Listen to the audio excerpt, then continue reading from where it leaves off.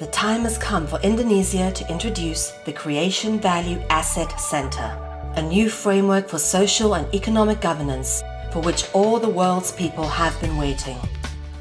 But first, the people of Indonesia must know what has happened to them in the past and how it happened. Under the old systems, governments did not serve the people. Bankers and government officials made loans with the direct intention of creating such a massive debt that the Indonesian people would always be unable to pay it back. They started wars and conflicts by selling weapons to both sides and destroying regions involved in these conflicts. Funds have been generated by monetizing every being's life and using every child's future work as collateral.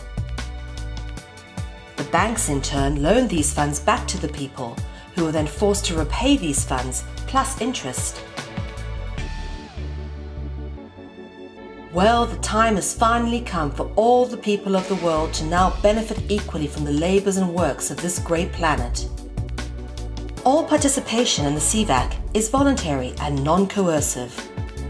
Each being who joins the CVAC steps away from the old system. In the new CVAC system, everyone has freedom of choice in religion. The police and the military are repurposed to be protectors of the people instead of protectors of the corporate state.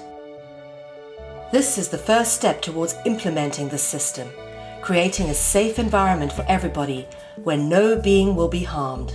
The basic human rights of every being is recognized. All corporate debt is now erased and the corporate government system is terminated. The new CVAC system will eliminate the coercive and subversive elements of Indonesia's governance going forward. The CVAC initiative is being underwritten by God Sky Earth and the King of Kings, K681 Mr. Sino AS, with funding supplied by the Swiss Indo World Orbit Trust. At the conclusion of the upcoming United Nations Treaty event, funds from the global collateral accounts are to be returned to the Indonesian people via trust accounts that are guaranteed by Swiss Indo Exhibits AB. The allocation of funds for Indonesia is a total of 14 trillion and 50 billion rupees, which will be distributed evenly amongst the 260 million people living in Indonesia, with additional funds for almost 8 million repurposed CVAC personnel and other humanitarian development efforts. These funds are being distributed through the Creation Value Asset Center and support a new financial system. In this way, the wealth of Indonesia is returned to the people equally.